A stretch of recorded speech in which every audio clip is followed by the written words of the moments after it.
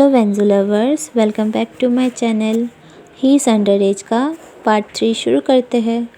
Part 2 में हमने देखा था कि जाओ ने वैन को किसी लड़की के साथ कहीं जाते हुए देखा था। तो वैन कहता है ऐसा बिल्कुल नहीं है, पर जाओ कहता है मैंने अपनी आँखों से देखा था। अब चलिए आगे बढ़ते हैं। वो दोनों ऐसे ही बहस कर रहे होते हैं कि तभी शॉप के अंदर एक लड़की हेलो बोलते हुए अंदर आती है और ये लड़की वही थी जिसके साथ जाओ ने वैन को देखा था। और ये लड़की और कोई नहीं बल्कि हमारे वैन केजिंग की बहन गुशियान है। तो वो जाओ से कहती है मैं आपको थैंक्स कहने आई हूँ मेरे भाई का ध्यान रखने के लिए। जाओ एकदम शॉक होते हुए कहता है ये तुम्हारा भाई है। बेन भी उसे मिलवाते हुए कहता है आशु ये मेरी बहन है। जाओ सोचने लगता है मुझे तो बहुत एम्बैरेसिंग फ़ील हो रहा है, ऐसा मन कर रहा है कि कहीं भाग जाऊं। पर वो बेन के बहन से कहता है आपसे मिलकर खुशी हुई। तो गुशियान कहती है तो यही वो इंसान है जिसे तुम पसंद करते हो बेन, मुझे आपके बारे में सब कुछ पता है। वैन भाई ने तो मुझसे ये भी कहा है कि अगर पॉसिबल हो सके तो वो आपके साथ अपनी पूरी ज़िंदगी बिताना चाहता है। मुझे माफ़ कर दीजिए, मैं अचानक से यहाँ आ गई। मैं बस अपने भाई के बॉयफ्रेंड को देखना चाहती थी। जाओ कहता है वेट, पर वो मेरा बॉयफ्रेंड नहीं है। पर गुशियान बेन से कहती है मुझे तुम्हारा बॉयफ्रेंड बहुत क्यूट लगा। बेन उससे कहता है किसी और को इस बारे में मत बताना। गुशियान के जाने के बाद जाओ बेन से कहता है तुमने उसे सब कुछ गलत सलत क्यों बता के रखा है। बेन उसके नज़दीक जाकर उसके गालों में हाथ फेरते हुए कहता है क्यों, आपको एम्बैरसिंग फ़ील हो रहा है? आप किसी और को तो डेट नहीं कर रहे हो ना, तो क्यों ना आप मेरे बन जाओ। आप मुझसे पसंद करते हो या नफ़रत करते हो? तो जाओ कहता है ऑफ कोर्स मैं तुम्हें पसंद करता हूँ। वैन कहता है फिर एक बार आप मेरी आँखों में आँखें डाल कर कहिए ना आई लाइक यू वैन। जाओ उसे दूर करते हुए कहता है तुम कितना भी कह लो पर मैं ये नहीं कहने वाला। ऐसा कहकर वो बाहर चला जाता है। वैन केजिंग उसके पीछे पीछे जाते हुए कहता है आशु आप ऑलरेडी 23 साल के हो गए हो और फिर भी आप ऐसी हरकतें करते हो। तो जाओ कहता है हाँ एग्जैक्टली, यही तो मैं कहना चाह रहा हूँ।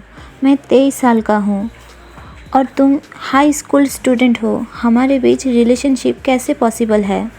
ऐसा कहकर वो अपना कुछ काम करने लग जाता है। तो बेन उसके पास आकर पूछता है फिर क्या मैं आपको किस कर सकता हूँ? कुछ साल बाद तो मैं भी 23 साल का हो जाऊँगा ना, फिर आप क्यों मुझे खुद से अलग कर रहे हो?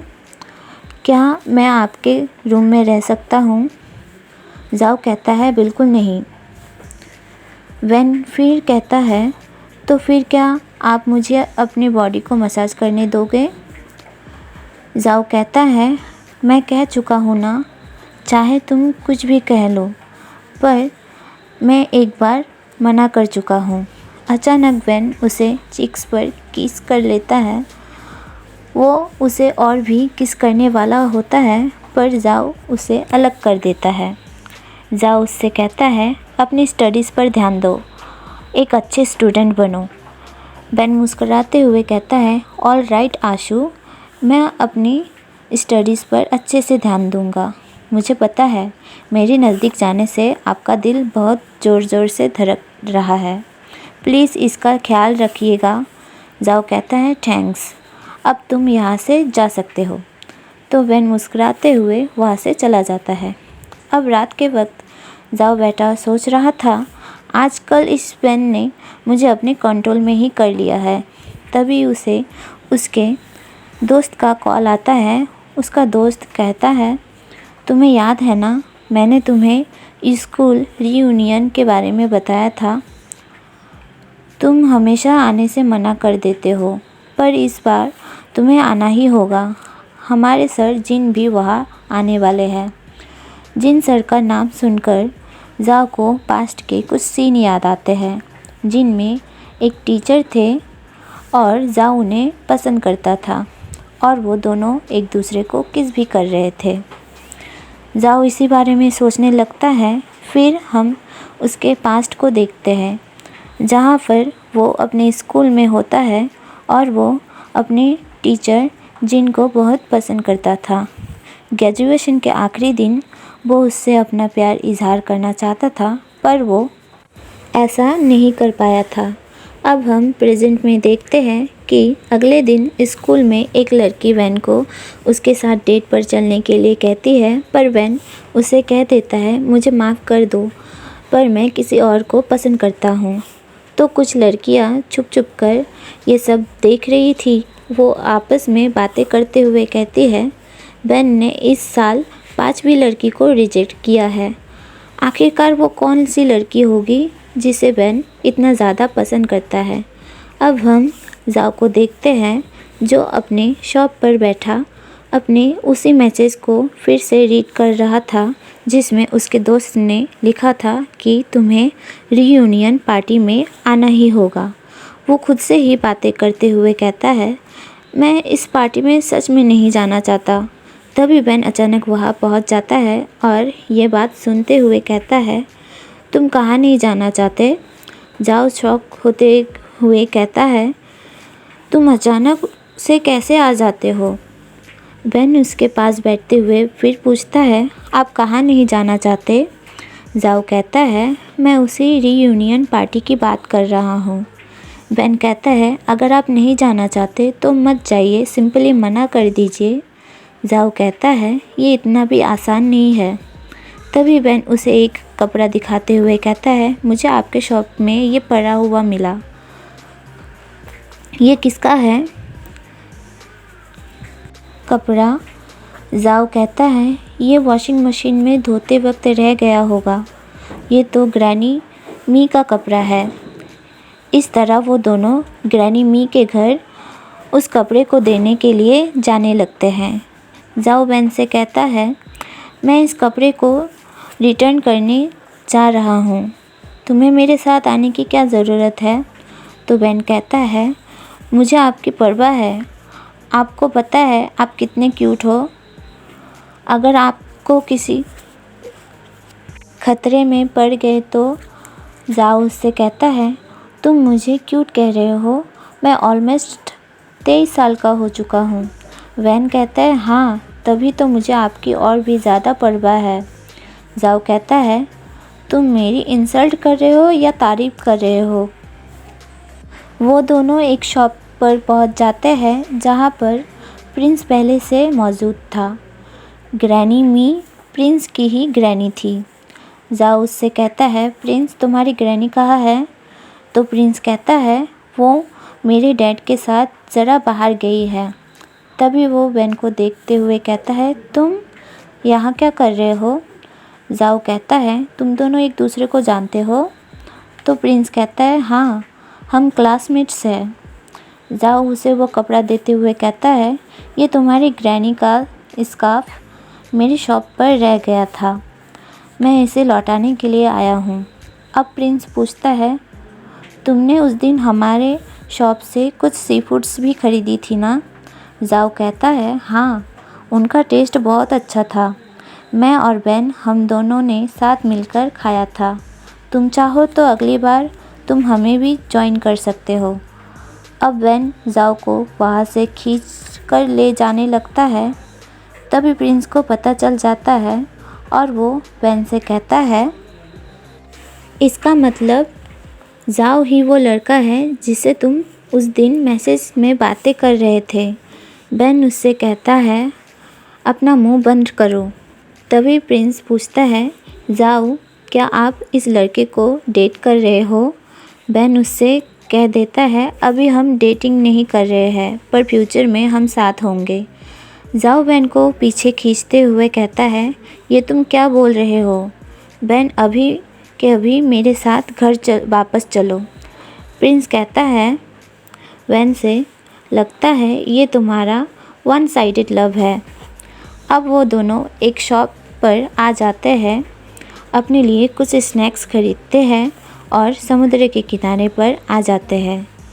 जाओ वैन को बोलता है, अक्सर मैं कॉलेज के डेज़ में अपने दोस्तों के साथ ये स्नैक्स ख़रीदा करता था और यहाँ बीच पर आ जाता था। हम सब बैठकर आपस में खाते थे। वो भी क्या दिन थे। वैन कहता है, इसका मतलब उस ग्रुप में कोई था जिसे आप पसंद करते थे। जाओ कहता है, नहीं, उस ग्रुप में नहीं, ऐसा कोई नहीं था। तो वैन कहता है, इसका मतलब कोई था ना, प्लीज़ मुझे आप उसके बारे में बताइए। जाओ कहता है, वो मेरे टीचर थे, राजकुमार जीन। वो मेरे बास्केट ग्रुप के एडवाइज़र भी थे। वैन पूछता है, वो एक मेल टीचर थे ना? जाओ कहता है, हाँ, इसीलिए शुरुआत में मुझे बहुत ऑकवर्ड फील होता था। वैन कहता है, आप उनका सामना नहीं करना चाहते, इसका मतलब आप अभी तक उन्हें भुला नहीं पाए, है ना? जाओ कहता है, ऐसा नहीं है।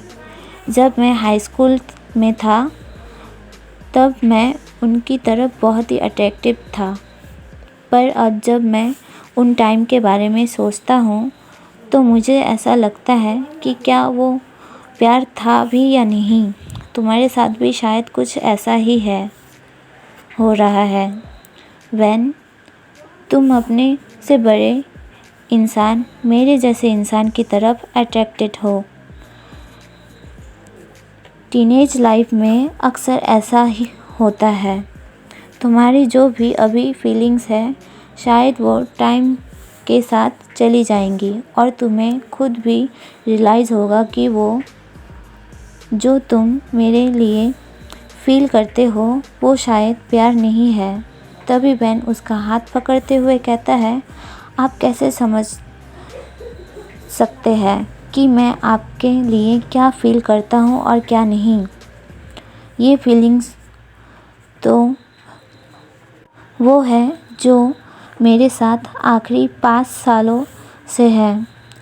ऐसा सोचकर वैन को पास्ट का एक सीन याद आता है जब वो साइकिल चला रहा होता है पर उसके साइकिल पर ब्रेक नहीं लग रहा था।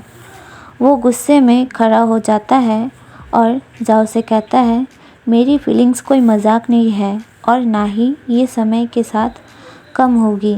ऐसा कहकर वो वहाँ से चला जाता है।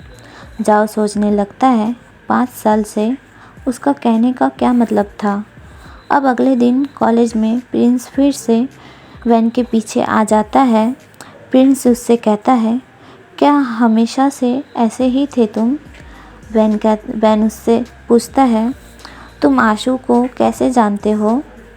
प्रिंस कहता है, उस जगह के जितने भी ओल्डर गाइज हैं वो बचपन से ही इसी तरह मेरा ख्याल रखते आए हैं।